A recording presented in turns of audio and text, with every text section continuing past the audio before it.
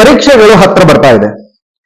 ನಿಮ್ಮ ಮಕ್ಕಳು ಅಕಸ್ಮಾತ್ ಆಗಿ ಪರೀಕ್ಷಾ ಸಂದರ್ಭದೊಳಗ ಓದಿದ್ದು ನೆನಪುಳಿಗಳ್ತ, ಅಥವಾ ಇಲ್ರಿ ಮನೆಯೊಳಗೆಲ್ಲ ಬಾಯಿಲೆ ಕರೆಕ್ಟ್ ಹೇಳ್ತಾನ, ಬರೆಯೋ ಮುಂದಾಗ ಮಿಸ್ಟೇಕ್ ಆಗ್ಬಿಡ್ತದ್ರಿ ಅಂತನ್ನುವಂತಹ ಸಮಸ್ಯೆನಾ? ಅಥವಾ ಸ್ಪರ್ಧಾತ್ಮಕವಾದಂತಹ ಪರೀಕ್ಷೆಗಳಲ್ಲಿ ನೀವು ಹೊರಟಿದ್ರಿ, ಇಲ್ಲಿ ಮನೆಯೊಳಗೆ ಎಲ್ಲಾ ಓದ್ಕೊಂಡಿರ್ತೀರಿ, ಆದ್ರ ಅಲ್ಲಿ ಹೋಗಿ ಎಕ್ಸಾಮಿಗೆ ಕೂತಾಗ ನೆನಪಾರುವಂತಹ ಪ್ರಸಕ್ತಿ ಅದನ? ಅಥವಾ ಇಲ್ಲಿ ಸರಿಯಾದಂತಹ ಉತ್ತರವನ್ನು ಹೇಳಿ ಅಲ್ಲಿ ಹೋಗಿ ಏನೋ ತಪ್ಪುತ್ತರ ಬರೆಯುವಂತಹ ಪ್ರಸಕ್ತಿಗಳದನ?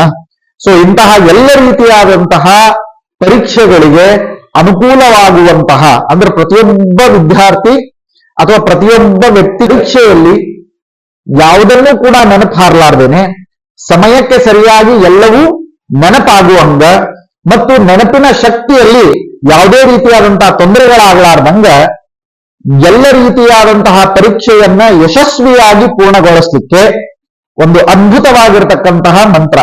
ಸೊ ಈ ಮಂತ್ರವನ್ನ ವಿಶೇಷವಾಗಿ ಪರೀಕ್ಷೆಗೆ ಹೋಗೋಕ್ಕಿಂತ ಮುಂಚೆ ಒಂದ್ಸರಿ ಹೇಳಬೇಕು, ಪರೀಕ್ಷೆಯ ನಂತರದಲ್ಲಿ ಈ ಮಂತ್ರವನ್ನು ಒಂದ್ಸತಿ ಹೇಳಬೇಕು. ಅಭ್ಯಾಸಕ್ಕೆ ಕೂಡೋಕ್ಕಿಂತ ಮೊದಲಕ್ಕೆ ಒಂದ್ಸತಿ, ಅಭ್ಯಾಸವೆಲ್ಲ ಮುಗಿಸಿದ ನಂತರದೊಳಗ ಒಂದು ಬಾರಿ ಈ ಮಂತ್ರವನ್ನ ವಿಶೇಷವಾಗಿ ಪಾರಾಯಣ ಮಾಡಬೇಕು. ಸೊ ಇದನ್ನ ನೀವು ಪಾರಾಯಣ ಮಾಡಿ ನಿಮ್ಮ ಪರೀಕ್ಷೆಯ ಪ್ರಯತ್ನವನ್ನ, ಓದನ್ನ, ಬರಹವನ್ನ ಮುಂದುವರಿಸಿದ್ರಿ ಅಂತಂದ್ರೆ ಎಲ್ಲ ರೀತಿಯಾದಂತಹ ನೆನಪಿನ ಶಕ್ತಿ ಸರಿಯಾಗಿದ್ದುಕೊಂಡು ಪರೀಕ್ಷೆ ಸಮಯದಲ್ಲಿಯೂ ಕೂಡ ಸರಿಯಾದ ಉತ್ತರಗಳಿಗೆ ಟಿಕ್ ಮಾಡುವ ಹಂಗ ನಿಮಗ ಅನುಕೂಲವಾಗ್ತದೆ. ಬನ್ನಿ ಹಾಗಿದ್ರೆ ಆ ಮಂತ್ರವನ್ನ ನೋಡೋಣ. ವಿಶೇಷವಾಗಿ ಎಲ್ಲ ರೀತಿಯಾದಂತಹ ಪರೀಕ್ಷೆಗಳಲ್ಲಿ ನೆನಪಿನ ಶಕ್ತಿಯನ್ನ ವಿಶೇಷವಾಗಿ ಅಭಿವೃದ್ಧಿಸುವಂತಹ ಮಂತ್ರ ಮತ್ತು ಸರಿಯಾದ ಪ್ರಶ್ನೆಗಳಿಗೆ ಸರಿಯಾದ ಉತ್ತರವನ್ನ ಬರಲಿಕ್ಕೆ ನಿಮಗೆ ಸರಿಯಾದಂತಹ ನೆನಪನ್ನ ಸರಿಯಾದ ಸಮಯಕ್ಕೆ ಮಾಡಿಕೊಡುವಂತಹ ಮಂತ್ರ. ಆ ಮಂತ್ರವನ್ನ ನೋಡೋಣ. ಕೃಷ್ಣಾಯ ಯಾದವೇಂದ್ರಾಯ ಜ್ಞಾನಮುದ್ರಾಯ ಯೋಗಿನೇ ನಾಥಾಯ ರುಕ್ಮಿಣೀಶಾಯ ನಮೋ ವೇದಾಂತ ವೇದಿನೇ. ಮತ್ತೊಮ್ಮೆ ಈ ಮಂತ್ರವನ್ನ ಹೇಳ್ತಾ ಇದ್ದೇನೆ.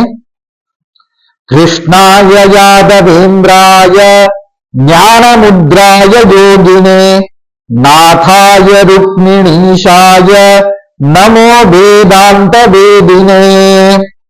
ಈ ಮಂತ್ರವನ್ನ ವಿಶೇಷವಾಗಿ ಪಠಿಸಿ ನೆನಪಿನ ಶಕ್ತಿ ಬಹಳಷ್ಟು ಅಭಿವೃದ್ಧಿ ಆಗ್ತದೆ. ಇನ್ನು ಮುಖ್ಯವಾಗಿ ಪರೀಕ್ಷೆಯಲ್ಲಿಯೂ ಕೂಡ ಸರಿಯಾಗಿ ನೀವು ಓದಿದ್ದು ನಿಮಗೆ ನೆನಪಾಗ್ತದೆ ಮತ್ತು ಸರಿಯಾದಂತಹ ಪ್ರಶ್ನೆಗಳಿಗೆ ಸರಿಯಾದಂತಹ ಉತ್ತರ ಬರೀಲಿಕ್ಕೆ ಸಾಧ್ಯ ಆಗ್ತದೆ. ಪರೀಕ್ಷೆಯ ಭಯ ನಿವಾರಣೆಗೆ ಬಹಳ ಅನುಕೂಲವಾಗ್ತದೆ.